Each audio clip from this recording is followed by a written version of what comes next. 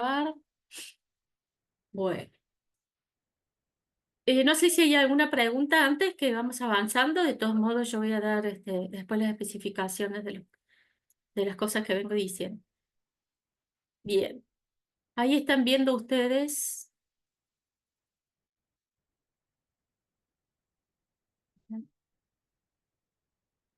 Muy bien. Ahí están viendo ustedes, ¿verdad? La pantalla. Sí, Sí, profe. profe. Perfecto. Bueno, toda esta primera parte no me interesa mucho. Nosotros ya estuvimos viendo parte de estos elementos en las primeras clases. Hicimos repaso respecto de las teorías, ¿no? Las teorías que, de acuerdo a la persona que realiza el acto propiamente y las consecuencias, pero no nos vamos a detener en esto. Después hablamos de los principios, del principialismo y hablamos del personalismo. Sí, estamos en el tema de las reglas de la relación profesional de la salud paciente, y estos autores dicen que las reglas son el consentimiento informado, la confidencialidad y la veracidad. Ustedes van a ver que también tienen material de confidencialidad y veracidad. Esto no lo vamos a tomar para los exámenes, pero bueno, es un tema muy, muy importante, muy interesante. Respecto de los casos particulares, ya vamos a tener oportunidad de avanzar sobre esto. Respecto del consentimiento informado, bueno, hay prácticamente dos modelos. No nos vamos a detener en esto: modelo de beneficencia y autonomía, y vamos a ir directamente a la doctrina de consentimiento informado. Una de las cosas que comentamos cuando iniciamos, digamos, aquellos conceptos respecto de la bioética, una de las cuestiones que puso en jaque la bioética, sobre todo la bioética referida a la atención de salud, fue quién toma las decisiones en el ámbito de la salud, ¿no? Quién toma la decisión en el ámbito de salud? Por eso aparece como una justificación ética, digamos, el principio de la autonomía, ¿no? Entonces, de alguna manera se presenta el mejor interés por parte de la toma de decisión del propio paciente sobre su cuerpo. Esto, por supuesto que no fue siempre así. Esto ha creado obviamente un cambio del paradigma en la toma de decisión a partir de la bioética.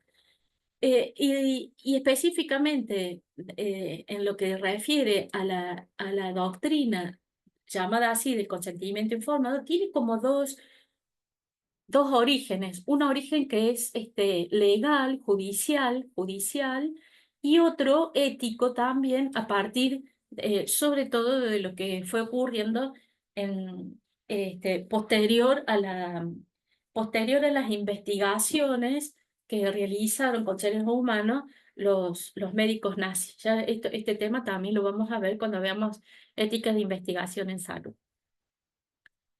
Un segundito, por favor. Lo que vamos a ver ahora es,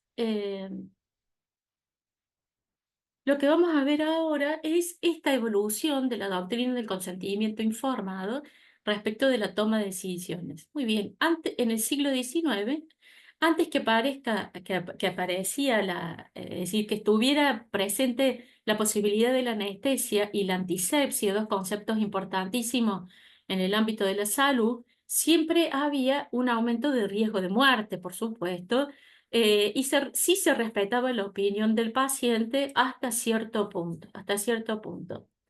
Se valoraba la afectación de salud por la negligencia más que por el pedido de consentimiento informado. Recordemos, estamos viendo una rama de consentimiento desde el aspecto judicial, podemos decirlo, ¿no? El aspecto legal. Entonces, cuando había algún problema respecto de la salud, el paciente podía hacer de alguna manera un reclamo propiamente por la negligencia, más que el no haber sido informado o no haber podido tomar decisión sobre su cuerpo. Bueno, se consideraba en esta época el paciente como incapaz para rechazar un tratamiento, eh, en el que el médico y el profesional de la salud consideraba que era eficaz para el paciente. Esto también lo hemos hablado cuando hicimos mención la clase pasada respecto del derecho que tienen los pacientes del rechazo al tratamiento. Por supuesto, el rechazo del tratamiento eficaz, ¿no es cierto? Probado, ¿no? Y probado. Entonces, en el siglo XIX, digamos que sí, de alguna manera se consideraba una opinión, pero sobre todo a partir de la negligencia, ¿no? El paciente no tenía posibilidad de rechazar el tratamiento. Ahora, fíjense, en el siglo XX está como muy marcado también eh, dos periodos y dos antecedentes judiciales. No nos vamos a detener demasiado en esto. Esto está bien identificado, digamos, si uno tiene interés, lo puede visualizar en Internet, ¿no es cierto? Casos específicos en donde el paciente específicamente se empieza a tomar especial consideración la opinión del paciente, ¿no? Entonces, esto es un caso judicial, ¿no? Es una jurisprudencia en donde la paciente fue operada de un tumor fibroso abdominal, en la que la paciente había solicitado no ser operada específicamente, ¿no? Y por supuesto, después hay una demanda por parte del paciente. En este periodo, la preocupación, sobre todo, más que nada, se daba siempre por la cualidad de la información o la revelación que se daba al paciente, ¿no? Acá hay un caso. Este caso se le realiza al paciente una mielografía y se produce un evento adverso que era posible, que era de pie caído, y el paciente entonces hace juicio a los médicos diciendo que él no sabía de esta complicación, si no hubiera dado nunca su autorización para la cirugía. Entonces, por eso se pone énfasis en la cualidad de la información por omisión de una información específica de un evento adverso posible, ¿no? Ya posterior a 1972 se da la profundización del periodo anterior respecto de la cualidad, de la calidad de información que había que dar al paciente. Acá tenemos otro caso. En este caso, el paciente donde se le practica una laminectomía para aliviar el dolor, en el postoperatorio, fíjense, hay un evento adverso, el paciente se cae de la cama y queda cuadripléjico, se reopera sin éxito y el paciente termina demandando porque no se le había informado sobre el 1% del riesgo de parálisis, ¿no? Entonces, aquí hay digamos, una importancia respecto de también de la calidad de información y de la cantidad de formación. ¿Qué cantidad de información había que darle al paciente? Estos son casos de jurisprudencia que vienen a mostrar la importancia de dar toda la información al paciente respecto sobre todo de prácticas que son invasivas y que pueden tener efectos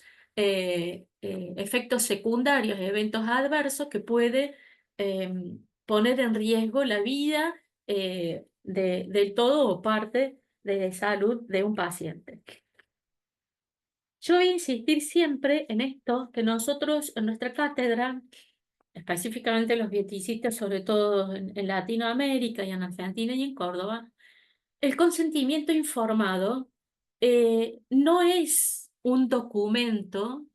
El documento que ustedes tenían en sus manos, como lo dije la semana pasada también, es la última expresión en realidad de este concepto que vamos a mencionar ahora, que es la explicación a un paciente atento y mentalmente competente de la naturaleza de la enfermedad, así como del balance entre los efectos de la misma, los riesgos y beneficios de los procedimientos diagnósticos y terapéuticos recomendados para a continuación solicitarle su aprobación para ser sometido a estos procedimientos. Esta presentación de la información, la explicación de la información al paciente debe ser comprensible y no sesgada. Y la cooperación del paciente debe ser conseguida sin coerción y el profesional de la salud no debe sacar partido potencial de la dominancia psicológica sobre el paciente. Vamos a desmenuzar este concepto. Es un concepto que ya tiene absolutamente todos los elementos del consentimiento informado. Insisto, cuando yo pregunte el concepto del consentimiento informado, no voy a aceptar que me digan que es un documento. El documento es la última expresión. Lamentablemente, en la práctica, solo aparece esto y el proceso previo para la información del paciente, que en realidad tiene que ver con el derecho de cada persona, de cada paciente, de ser informado para que la persona pueda tomar la propia decisión respecto de lo que se le sugiere, de lo que se le indica, no se ve en la práctica, ¿verdad? Pero el consentimiento informado no es el documento propiamente, sino que es todo el proceso previo a obtener la firma de un papel en donde medianamente tiene información respecto de los procedimientos que va a ser sometido. Vamos a desmenuzar este concepto porque hay elementos muy importantes. En la primera cuestión, entonces, fíjense que yo no estoy poniendo acá que es un documento, sino es una explicación, es un encuentro de un profesional de la salud que requiere un ámbito para la información, un ámbito de estar sentado, tranquilo, etcétera. Entonces, un encuentro entre el profesional de la salud y el paciente, y la condición del paciente es que esté atento y mentalmente competente. Fíjense, esto es clave porque el paciente tiene que,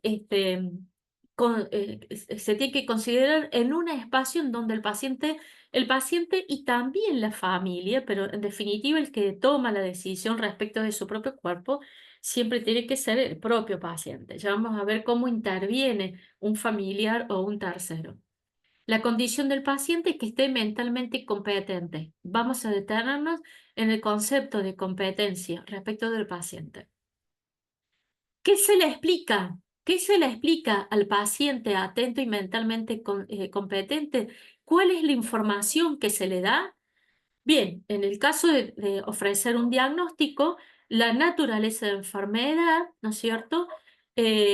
Respecto no solo a la naturaleza, las posibilidades de curación, etcétera, si se trata de ofrecer un diagnóstico, así como, fíjense, el balance entre los efectos de la misma, los riesgos y beneficios de procedimientos diagnósticos y terapéuticos recomendados. Fíjense que acá no solo se refiere a procedimientos terapéuticos, sino también a procedimientos diagnósticos, ¿no? Procedimientos diagnósticos que son muchas veces muy invasivos y que tienen altísimo riesgo. Entonces, la información, y ya vamos a ver los elementos del consentimiento informado, ¿no? Pero en principio los riesgos, beneficios del paciente, cuáles serían las alternativas a esto si no se realiza, ¿no? Entonces, la información que tiene que ser clara. Después que uno le ha informado al paciente, de acuerdo al requerimiento, digamos, ya sea por el diagnóstico, ya sea para explicitar, digamos, la naturaleza de la enfermedad, recién ahí, cuando el paciente tiene toda la información, se le solicita la aprobación para ser sometido a ciertos procedimientos que son de carácter invasivo y que puede comprometer la vida del paciente. Ahora, ¿cómo es la presentación de la información? La información debe ser comprensible. Ahí pensemos todo lo que significa el lenguaje para el paciente. Pensemos en pacientes que inclusive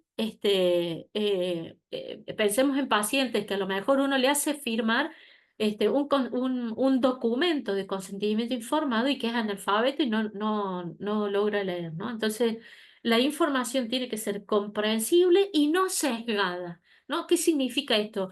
Tiene que ser lo más claro posible, evitando errores y de alguna manera cierta manipulación o consideraciones de valor que uno le pone a la información para, digamos, manipular de alguna manera la decisión del paciente.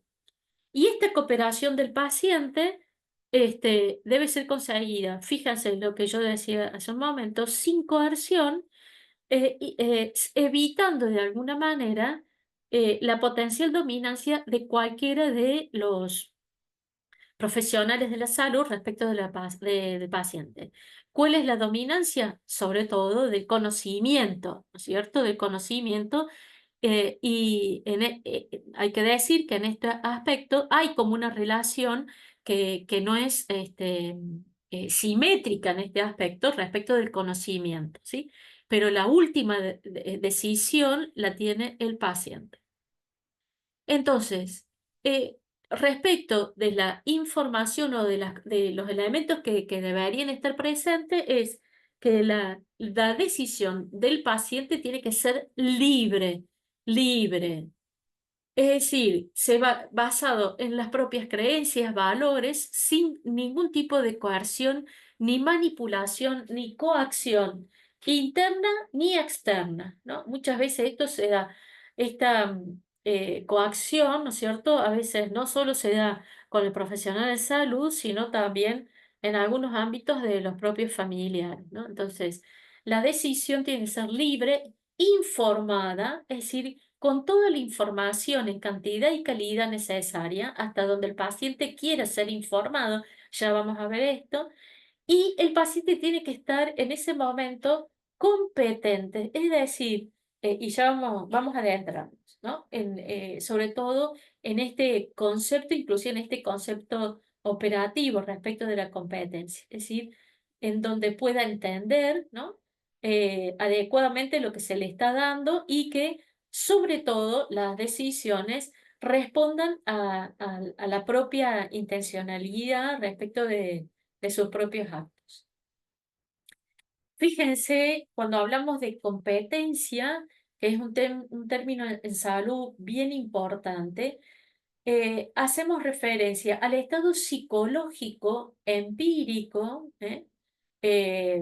uno lo puede ver, este estado psicológico empírico respecto de actitudes, respecto del paciente. Uno cuando le está explicando, uno ve que está, como decimos, en la nube, ¿no? Que no entendió nada, ¿no? Entonces, el estado psicológico empírico en que podemos afirmar que la decisión que toma la persona es expresión de su propia identidad individual, ¿no? Esto es de su autonomía moral personal. Entonces, en este estado, en este aspecto, lo define a la competencia como un estado psicológico empírico en donde el sujeto toma decisión en base eh, a su identidad personal. Pero vamos a ver, esto es lo que nos interesa, la definición operativa, que es un poco más amplia respecto de lo que hemos visto anterior. Fíjense, entonces, ¿qué es la competencia cuando hablamos de informar a un paciente competente, ¿no? Y estamos diciendo esto, que es la capacidad del paciente para comprender la situación a la que se enfrenta, comprender la situación a la que se enfrenta, los valores que están en juego, los cursos de acción posible con las consecuencias previsibles de cada uno de estos cursos, ¿no es cierto? Para a continuación tomar, expresar y defender una decisión que sea coherente con su propia escala de valores. Entonces, es la capacidad del paciente para comprender la situación en la que se enfrenta. Pongámonos en una situación, digamos, imaginaria, donde se le está informando al paciente que tiene un cáncer. De entrada, cuando a los pacientes se les informa esto, ya vamos a ver un videíto este, respecto de esto, como cuando es una información de altísimo impacto sobre la persona y que no esperaba, el paciente deja de comprender lo que se le está diciendo, ¿no? Entonces, esto es muy importante, por eso cuando hablábamos esto de conseguir un espacio específico para poder dar esta información y que el paciente tenga el ámbito propicio para que esa información pueda ser elaborada, ¿no? Elaborada. Entonces, la capacidad del paciente para comprender la situación en la que se enfrenta, los valores que están en juego, sobre todo cuando es una situación en donde se pone en juego su propia vida, cuáles son los cursos de acción posibles, qué pasa si rechaza lo que se le está proponiendo, ¿no? ¿Cuáles son las consecuencias de rechazar, ¿no?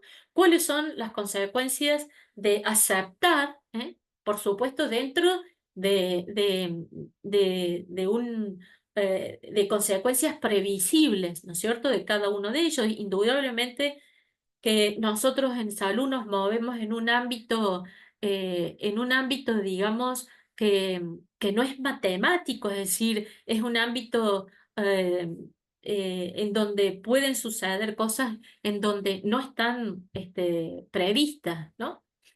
Por lo tanto, nos movemos siempre en incertidumbre, sobre todo en situaciones muy complejas, ¿no? A continuación, poder tomar, expresar, defender una decisión que sea coherente con su propia escala de valores. Entonces, esta sería la definición operativa del concepto de competencia. Ahora, cuando hablamos de competencia, podemos encontrarnos con esta clasificación a priori. Hay pacientes específicamente competentes, por supuesto, pacientes adultos, pero también jóvenes. Ustedes saben que lo hemos dicho también en alguna oportunidad, que según, ya lo vamos a mencionar también más adelante, el Código Civil y Comercial de la Nación le otorga a menores entre 12 y 16 años y de 16 a 18 la posibilidad de dar asentimientos respecto de las decisiones respecto de su propio cuerpo, ¿no? Asentimiento en el caso de menores de 16 años, de 13 a 16 años, la toma de decisión total sobre su cuerpo para los menores entre 16 y 18 años, y a partir de los 18 años, la persona es mayor de edad en nuestra legislación.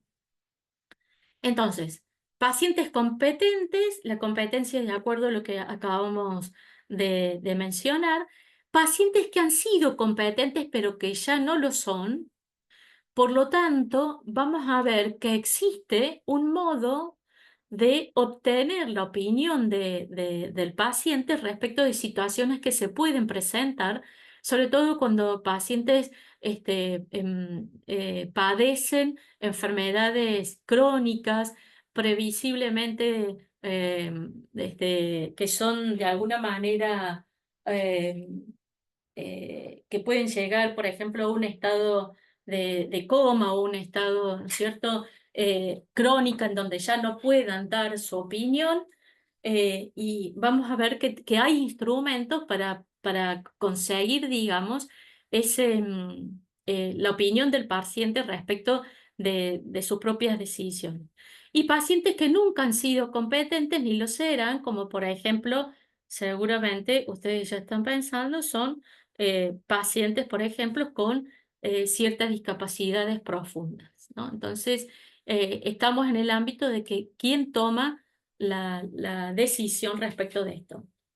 Pacientes que han sido competentes y que ya no lo son, ¿no? Como por ejemplo pacientes que han estado en situación de coma o pacientes que están con una enfermedad neurológica progresiva eh, e irreversible, existen los que se llaman las directivas previas o testamentos vitales, poderes de representación, directrices complejas o historia de valores. Todo esto que tiene más o menos tiene respuesta respecto de las directrices, de las directivas anticipadas. Nosotros vamos a ver específicamente este tema cuando veamos el aspecto de las cuestiones éticas al final de la vida y cuando veamos la declaración de voluntad anticipada en cuidados paliativos. Entonces, pacientes que han sido competentes, que en previsión de alguna situación en donde ellos no pudieran tomar decisión, dejan a sus representantes o dejan por escrito específicamente o declaran su voluntad de manera anticipada en un registro respecto de algunas prácticas que podrían darse, digamos, de prolongación de la vida, ¿no? Entonces, en este aspecto, el paciente puede decir, llegado el momento, esta situación, no quiero que me reanimen, ¿no? O no quiero que me intuben, ¿no? Estas son las directivas previas de pacientes que ahora son competentes pero en el momento, en el futuro, cuando se produce una situación, ellos ya han dejado de alguna manera su voluntad, su voluntad. Existe también algo que se llama el juicio sustituto, ¿no? Es decir, aunque estos pacientes no dejaran su voluntad, existe el juicio sustituto, un estándar subjetivo, es decir, considerando el mejor interés para el paciente, en donde interviene un tercero cercano a la persona que puede dar fe de alguna manera de la creencia de la persona. Esto tiene mucho que ver em, en el núcleo familiar, cuando se hablan estas cosas, es decir, por ejemplo, vamos a escuchar que dice, bueno, llegado el momento, yo no quiero que me intuben, llegado el momento, quiero que me cremen, bueno, ese tipo de cosas, ¿no? No quiero dar trabajo a los otros, etcétera, ¿no? Es decir, pero esto por supuesto que no es tan sencillo, lo decimos así, pero llegado un momento, un caso concreto, siempre hay que ponderar muchos otros elementos. Pacientes que nunca han sido competentes y no lo serán, se aplica el criterio del mayor beneficio o mejor interés, ¿no? Criterios socialmente consensuados según la calidad de vida. Recuerden que en esto hicimos mención de los casos de los Baby Doe en Estados Unidos, que tuvo grandísima repercusión en el ámbito social respecto de el pretendido mejor interés por parte de los padres respecto de los menores que terminaron muriendo por inanición, inclusive eh, con una jurisprudencia positiva por parte de los jueces, y los niños terminan muriendo por inanición cuando había posibilidad de una mejora de calidad de vida de estos menores, ¿no? Entonces, el mejor interés siempre tiene que ser también evaluado con criterios consensuados según la calidad de vida y estamos también en un terreno movedizo que requiere mucha reflexión al respecto, ¿no? Bueno, esto es la consideración, algunos escritos respecto de esto, no nos vamos a detener. Elementos del consentimiento informado. Fíjense. Fíjense que nosotros no estamos hablando específicamente de un documento, sino de la calidad de información que se le da al paciente para la toma de decisión. Es la cuestión. Los elementos del consentimiento son la voluntariedad del paciente. Esto significa ¿no es cierto? Lo que decíamos hace un momento, repasando los elementos. Sin persuasión, sin coacción o manipulación por parte de los profesionales de la salud, pero también, ¿no es cierto?, del ámbito externo cercano, por ejemplo, los familiares, ¿no? Es decir, que sea la decisión del paciente que de alguna manera sea de su propia voluntad, ¿verdad? Sin coacción. El criterio de información que tiene que ser en cantidad y en calidad suficiente, en cantidad y calidad suficiente para que el paciente pueda tomar una decisión libre, una decisión libre, que tenga de alguna manera un nivel de competencia como la que hemos mencionado, y que esa decisión que el paciente toma tenga validez y autenticidad. Esto significa que responda a la intencionalidad del paciente y a su propia escala de valores. Recuerden que también nosotros hicimos mención del caso de un caso concreto de una menor testigo de Jehová. Testigo de Jehová, bien, la decisión respondía a su escala de valores, ¿no? No solamente de sus padres, sino de la propia persona, ¿no? De la propia menor. Entonces, los elementos del consentimiento informado, de la información del consentimiento, es la voluntariedad, ¿no es cierto?, que sea propia del paciente sin coacción, la información en cantidad y calidad suficiente, la competencia por parte del paciente, la validez y la autenticidad porque responde a la propia escala de valores. ¿Cuáles son los criterios de información? Es decir, ¿qué se debe informar a un paciente? ¿Qué se debe informar? En esto que decíamos, en cantidad y calidad de la información. Por supuesto, la naturaleza del procedimiento, ¿no? En el caso que sea un procedimiento el que se le va a realizar, ya sea diagnóstico o terapéutico, cuáles son los objetivos, los beneficios o no, si son, son beneficios para él, ¿no? Específicamente. ¿Por qué quiero decir esto? Yo estaba pensando, por ejemplo, en los consentimientos para los pacientes que entran en ensayos farmacológicos, también vamos a dar este tema. Los beneficios no necesariamente son directamente para el paciente y sí se pueden considerar y hay que explicitar que los beneficios son para futuros pacientes, ¿no? Pero en el caso de la asistencia médica, los beneficios se esperan para el propio paciente. Bueno, los riesgos, ¿no es cierto? Los riesgos menores y también mayores, las alternativas disponibles en caso de rechazo, ¿no? Y lo que sucedería si no se realiza, cuáles son las consecuencias en caso que no se realice cierto procedimiento, ¿no? Básicamente, esta es la información que uno puede conseguir, figurar en la explicación que uno le da al paciente. No obstante, podemos mencionar que sí hay excepciones al consentimiento informado.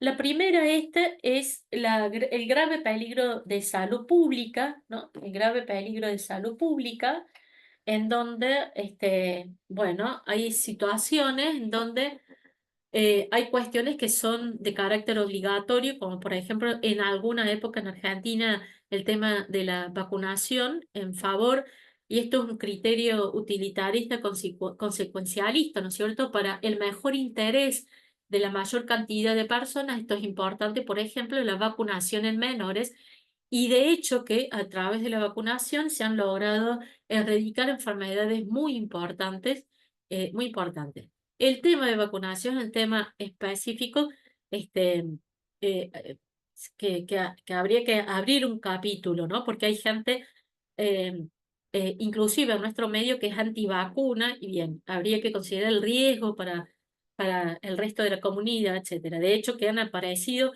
enfermedades que habían sido erradicadas, como la TBC, la varicela, etcétera.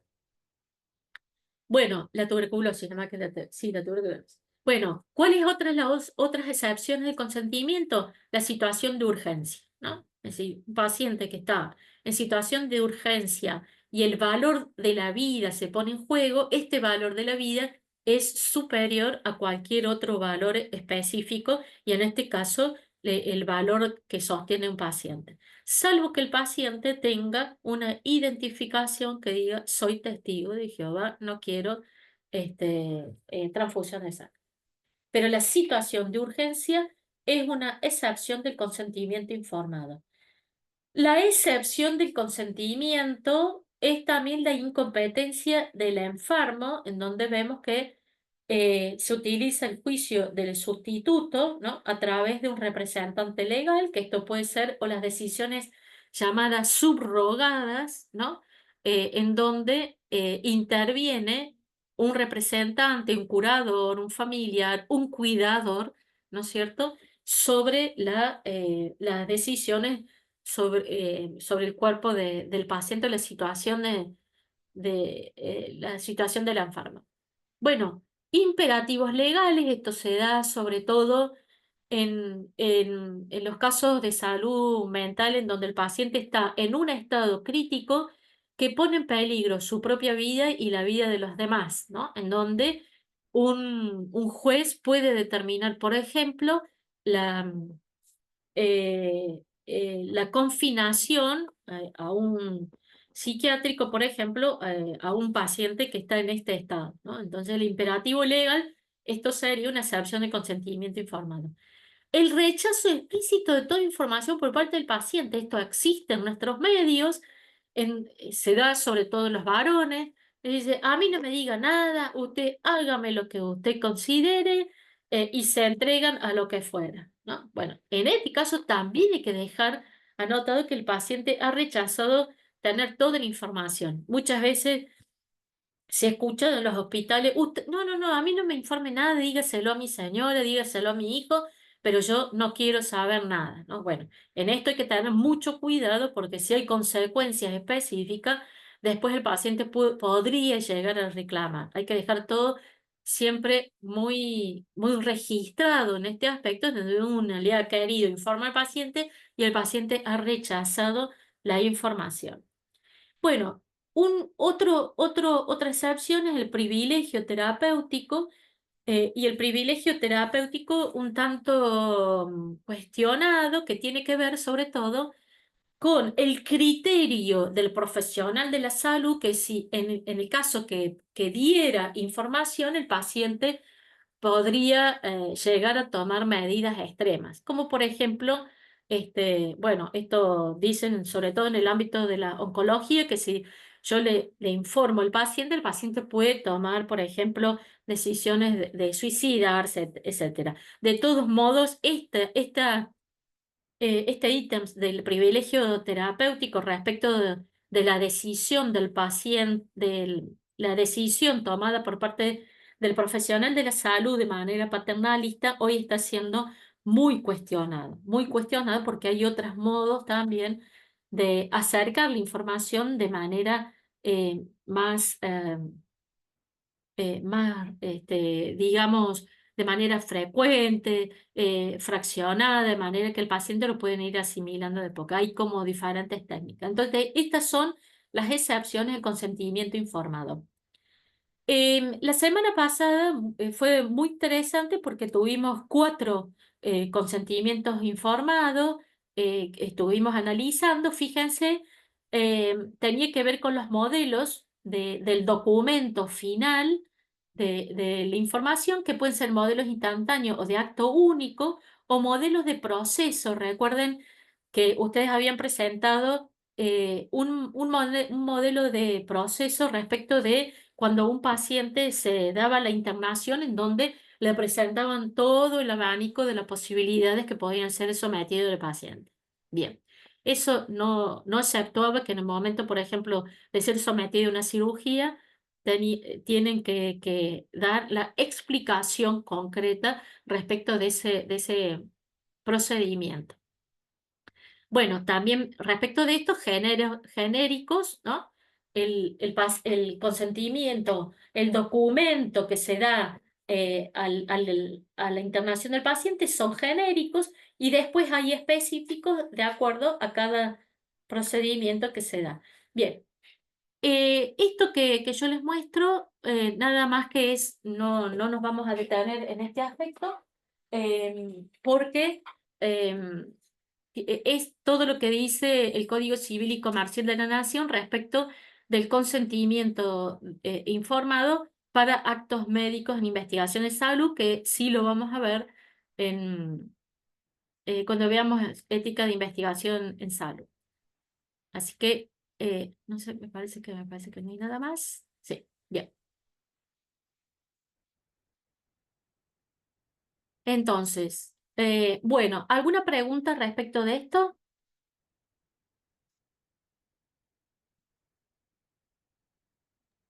No, profe. Bueno, ¿quedó claro? Sí, profe, está todo claro. Sí, profe. Bueno, em, si me dan 2 segundos, yo voy a mostrar un segundito, porque vamos a pasar ya al otro tema, que es Comité Hospitalario de Bioética. Voy a detener un poquito la grabación. Bien, estamos viendo entonces. Bueno, el tema de trabajo tiene que ver básicamente con lo que hemos estado viendo ahora, ¿no es cierto? La reformulación, entre otras cosas, la gama se abre un abanico, ¿no? La reformulación de la relación paciente-profesional de la salud, como hemos estado hablando, la problemática frente a nuevas tecnologías, que tiene que ver con la accesibilidad, tiene que ver si pongo un respirador, hasta cuándo, ¿no? El costo, el derecho y costo y calidad en la atención de salud, ¿no? Y acá podríamos continuar con un listado de situaciones que requieren de alguna manera la opinión de los comités hospitalarios de bioética. ¿Cómo se componen los comités? La bibliografía sugiere entre 8 y 12 personas. Es muy difícil conseguir un grupo de 8 hasta 12 personas en un ámbito en donde esta dedicación a la bioética es una dedicación que se suma a la tarea, digamos, es decir, en nuestro ámbito no hay personas dedicadas específicamente a la bioética, sino que son profesionales que dedican de su tiempo al trabajo de la bioética, al comité de bioética, como se hace en otros comités en el ámbito de la salud. Por lo tanto, digamos que el número oscila no menos de 5. Esto es un criterio de calidad que establece el área de bioética del Ministerio de Salud. ¿Quién es el que acredita, digamos, institucionalmente a los comités? ¿Por qué? Porque dice, tiene todas las condiciones para ser comité, ¿sí? Responde a todos los criterios. El criterio mínimo es interdisciplina y no menos de 5. ¿Quiénes le integran el comité? 2 áreas específicas, que son profesionales de la salud y profesionales del área humanística. Y estos son profesionales de salud, médicos. La sugerencia es que debiera haber médicos, enfermeros, asistentes sociales del área de salud mental como mínimo, pero el que puede integrar un comité son todos los profesionales de la salud que presenten un genuino interés en trabajar en conflictos bioéticos en el ámbito de la salud que se presente en la institución. Cualquier profesional de la salud, inclusive, y en esto hasta podemos decir, trabajadores o miembros, por ejemplo, de por ejemplo, del ámbito administrativo, ¿no? En este caso, estaría siendo un lego, ¿no? O un miembro de la comunidad. Entonces, profesionales de la salud, profesionales del área humanística, que esto es muy difícil conseguir, que puede ser algún abogado, algún filósofo, sacerdote, ministro, pastores, antropólogos, sociólogos, o cualquiera que esté, digamos, y aporte una mirada respecto del área humanística, que no esté sesgado digamos, de la mirada un tanto biologicista que tenemos los profesionales de la salud. Y un miembro que es condición para la acreditación del comité son un miembro de la comunidad. Es decir, cuando yo pregunte la composición del comité, tiene que hacer referencia a los profesionales de salud, a algún miembro digamos, del área humanística, que puede ser un miembro permanente o un miembro transitorio. ¿Por qué? Porque es muy difícil conseguir que una persona que esté trabajando en otro ámbito esté de manera permanente o que se lo convoque de manera permanente para tratar algún tema que esté en la reunión, ¿no es cierto? Sepamos que el trabajo de bioética es una carga anexa al trabajo profesional, ¿no? Al trabajo profesional que uno hace en el hospital. Eh, Entonces dijimos, del área de profesionales de salud, del área humanística, que puede ser un sacerdote, que puede ser el capellán, pero también puede ser un pastor, ¿sí? Puede ser algún abogado, un filósofo, etcétera, como hacía mención acá, y también tiene que estar un miembro de la comunidad. ¿Quién es el miembro de la comunidad? Bien, puede ser un paciente que ya pasó, ¿no es cierto?, por un proceso y fue atendido, un paciente, puede ser un familiar también de algún paciente. En algunos hospitales, acá en la provincia de Córdoba, por ejemplo, en el Hospital de Niños, en algún momento participaba del comité del Hospital de Niños el maestro hospitalario.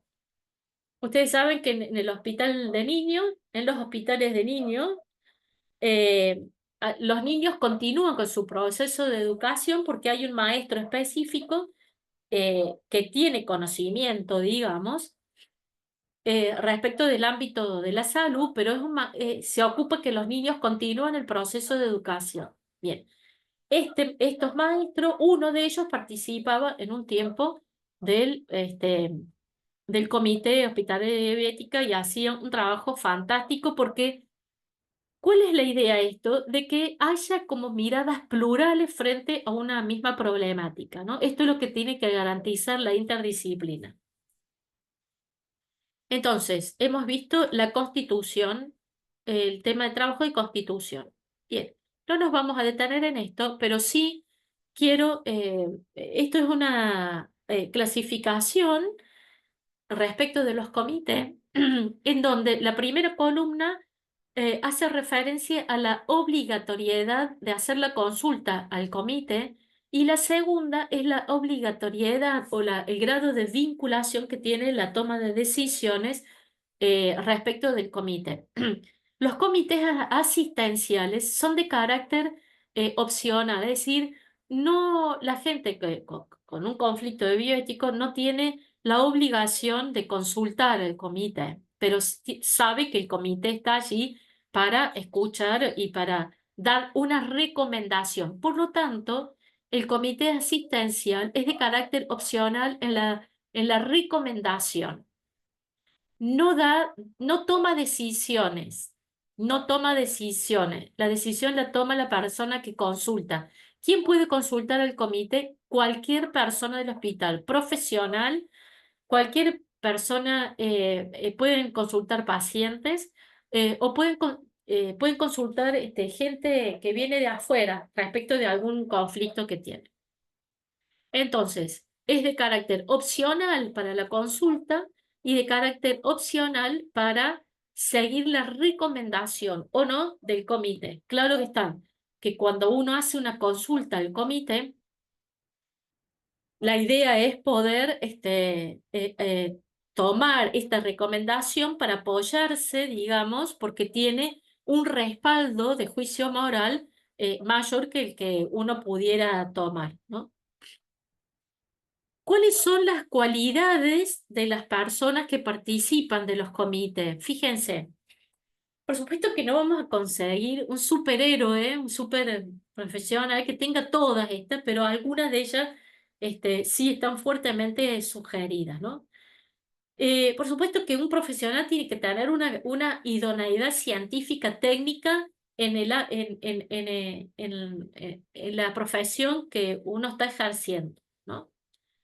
Tener un genuino interés, y esto es fundamental porque en los comités de bioética se trabaja y se estudia mucho, y a veces puede dar la impresión de que uno le dedica mucho tiempo y no hay como mucha producción. Fíjense que los comités en este momento están resolviendo, están recibiendo consultas entre 3 y 5 consultas anuales. Y uno dice, para tan poco, ¿no es cierto? O sea, que no se trata de un número, sino de la calidad de la problemática que le llega al comité.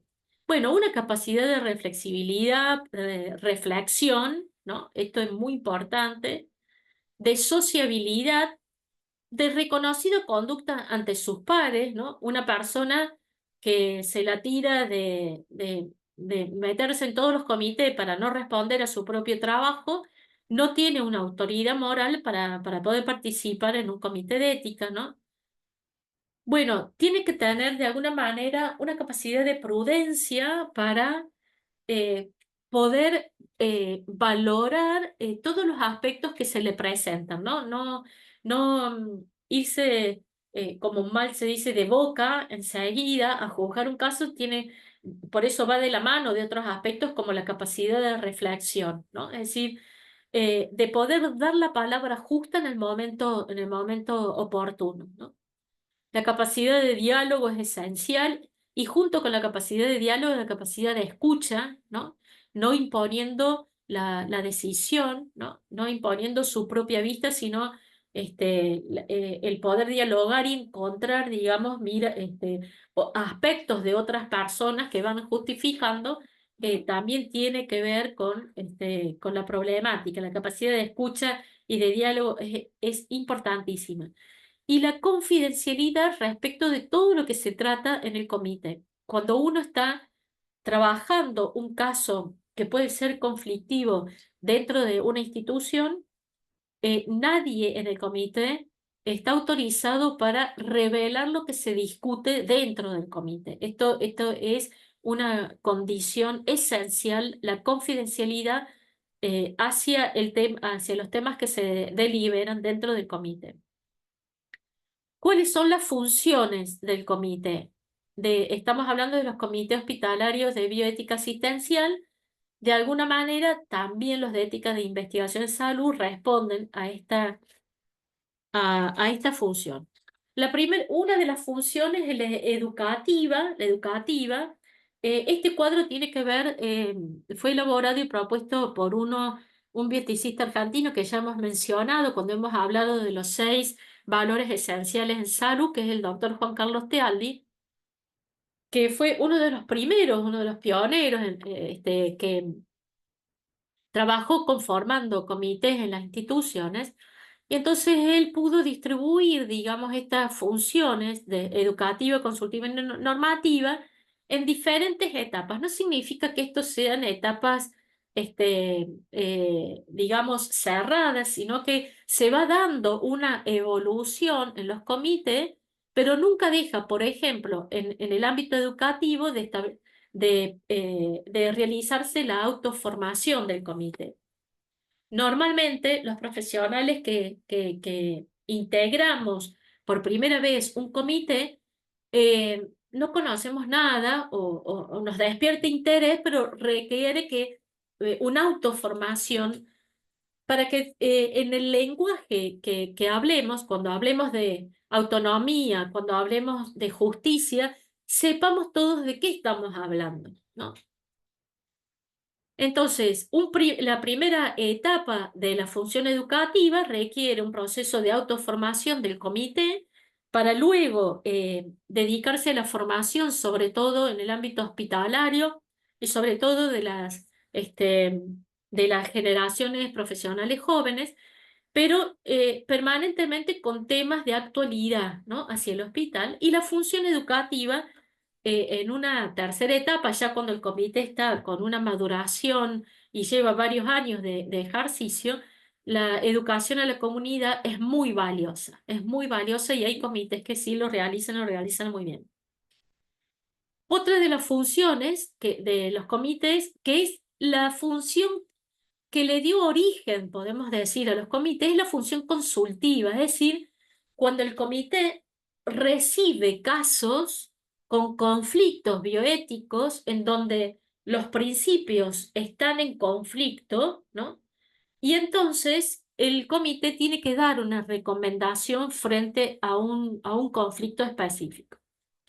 Y estos son, entonces, en la primera etapa, el comité empieza a estudiar casos retrospectivos, como por ejemplo el caso de Karen Kinlan. Luego empieza a recibir casos propios de la institución y también en una tercera etapa puede recibir casos que le vienen de otras instituciones que no tienen comité. Y la función normativa es una función muy difícil. Muy pocos comités han logrado establecer normas propias del hospital. Por supuesto, difunden normas que ya se han dado, como por ejemplo, yo les comentaba la clase anterior, es que hubo comités que cuando se elaboraron unos afiches respecto de los derechos del enfermo, este, se publicitaron en los carteles, en la cartelería de los hospitales, y muchos, por ejemplo, los sacaron y demás. Bueno, cuando hablamos de difusión de normas dadas, tiene que ver con eso, ¿no? Es decir, de poder publicitar normas que ya se han dado, ¿no? Em, Crear normas específicas dentro del hospital es un trabajo de que demanda mucho tiempo y es un proceso muy largo. Porque las normas siempre, para que sean realmente efectivas, hay que trabajarlas desde las bases, es decir, desde las personas que van a cumplimentar esas normas. La norma que viene de arriba, es muy difícil que esa norma prospere en el tiempo, ¿no es cierto? Pero la norma que se crea y que es trabajada por las personas que de alguna manera van a cumplimentar esas normas requiere mucho tiempo. En este caso, por ejemplo, hay hospitales que han llegado a establecer normas, por ejemplo, de la decisión de no reanimar en menores o en neonatos. Por ejemplo, hay una norma referida a los conflictos de embarazos anencefálicos, ¿no? Entonces, cuando se presenta en la institución estas situaciones que crean indudablemente conflictos, hay instituciones que tienen estas normas, que han creado estas normas y que les permite a las personas del medio y que para tomar decisiones valerse de estas normas, de estas indicaciones para poder hacer un trabajo más eficiente, si se quiere, y sin tanto conflicto, ¿no? Y sí, porque cada uno sabe lo que tiene que hacer. Entonces, recuerde que estamos hablando siempre de normas que tienen que ver con, en donde se juegan valores muy importantes y valores que suelen estar en conflicto, ¿no? Bueno, y crear normas genéricas, bueno, esto también requiere como mucho tiempo para establecer. Entonces yo les decía que muy pocos comités en el ámbito de Córdoba. Nosotros acá en Córdoba tenemos una red de comités hospitalarios de bioética eh, que ha trabajado durante muchos años, más de 25 años llevamos en Córdoba, una red de comité, prácticamente todos los hospitales públicos tienen su comité asistencial, pero también están integrados por el ámbito nacional, el ámbito municipal y también por hospitales privados, como el hospital italiano, el hospital privado, por ejemplo, ¿no? El hospital privado de Córdoba es uno de los hospitales que ha llegado a elaborar normas específicas para situaciones de conflictos de bioética. Entonces, cuando yo pregunte cuáles son las funciones, son estas las funciones. Son la función educativa, consultiva y normativa. Paradójicamente, cuando yo hago esta pregunta, muchos se olvidan de esta, que es la consultiva. Y la función consultiva es la función que le ha dado origen a los comités, ¿sí? porque fundamentalmente para eso está, ¿no? Es decir, para recibir consultas de casos en donde hay consultas de casos que tienen conflictos bioéticos que no pueden ser resueltos. Este tema también es clave, sobre todo para aquellos que van a comenzar un comité en una institución específica, que no es un comité.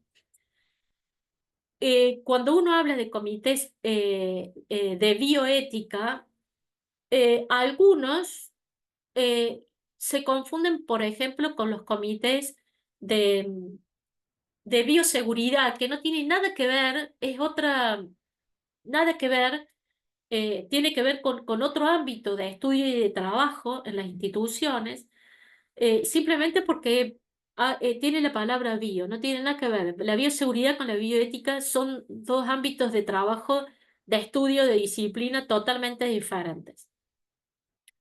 El ámbito, hay que reconocer cuál es la función y qué no es un comité. ¿Y esto por qué lo decimos?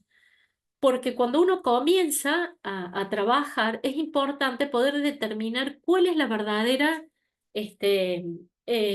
cuál es el verdadero ámbito de trabajo. Y no confundir, ¿no es cierto? Porque hay gente que, por ejemplo, va a hacer consultas que no tienen nada que ver con la especialidad del comité de bioética. Entonces, ¿cuáles son estos? No es un espacio de debate problemático de índole deontológico disciplinario, ¿no? No es un ámbito en donde el comité establezca disciplina respecto de los profesionales. Para eso existen los comités de éticas de las asociaciones. No es un espacio de resolución de problemas interpersonales o de servicio, ¿no? Eh, no es un problema, no resuelve los problemas, por ejemplo, de los jefes con los subordinados. Eso no es un tema del ámbito de la bioética. Para resolver, tampoco resuelven problemas de orden general o político. Eso, hay gente que se ocupa específicamente de esto. No es un espacio de debate para problemas de carácter legal. ¿Qué quiero decir con esto? Los comités tienen que saber muy bien las leyes que se dan y sobre todo leyes que tienen que ver, digamos, con cuestiones éticas, llámese la ley de interrupción de voluntario de embarazo, declaración de voluntad anticipada, tiene que conocer estas leyes.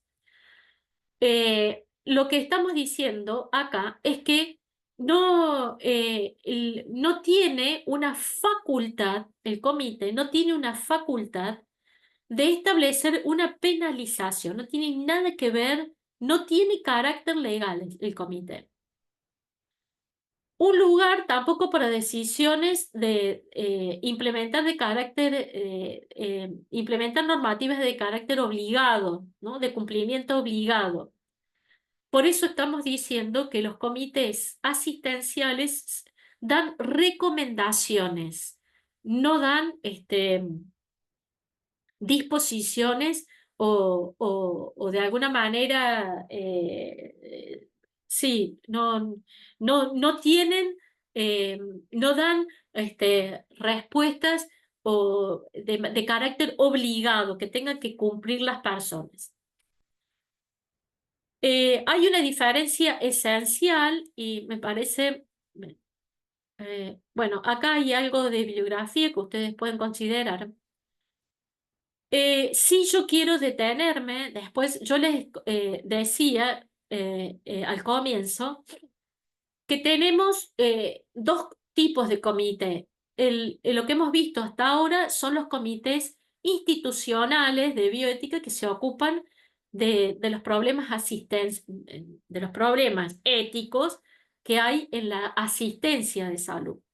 El otro comité son los comités de ética de investigación en salud que tienen diferencias esenciales con los comités que nosotros hemos mencionado hace un momento. Nosotros en Córdoba tenemos una ley específica que regula todo lo que es los comités de ética de investigación en salud. Y se le llama Comité Institucional de Ética de Investigación en Salud. Esta I significa institucional.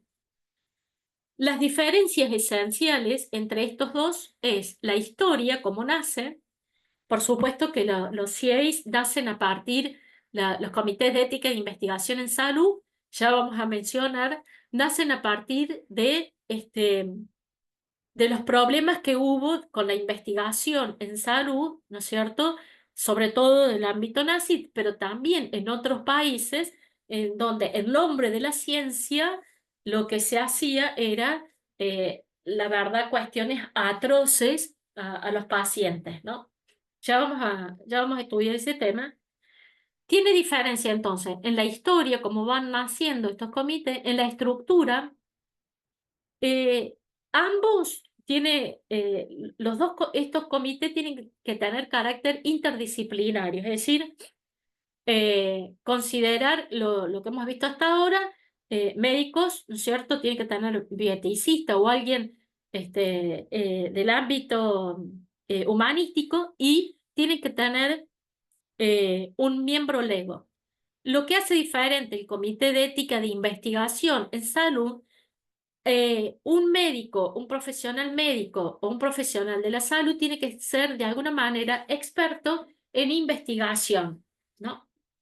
O al menos tiene que tener antecedentes. Todo esto está regulado con una ley específica en la provincia de Córdoba. El material de análisis es diferente, ¿por qué? Porque los comités asistenciales tienen que ver con, insisto, con los problemas éticos en la asistencia y de salud. En cambio, los CIEIs tienen que ver con protocolos de investigación en donde van a intervenir sujetos, personas. La metodología de trabajo también es diferente. Uno es de un carácter más deliberativo, el otro tiene un carácter más normativo, ¿no? Y la vinculación de los dictámenes también son diferentes. Insisto, los comités asistenciales son de carácter no vinculante, pero la resolución que toman los dictámenes de los ética de investigación en salud son de carácter vinculante. Por ejemplo, cuando un CIEIS dice este protocolo no se realiza, no se realiza, no se realiza por más que sea un gran investigador, un gran laboratorio, no se realiza. Si un protocolo es rechazado por un CIEIS, ese protocolo no tiene posibilidad de realizarse. Bueno, esto es una palabra para un cierre y con esto estaríamos entonces terminando. Terminando, digo, lo he dado como muy rápido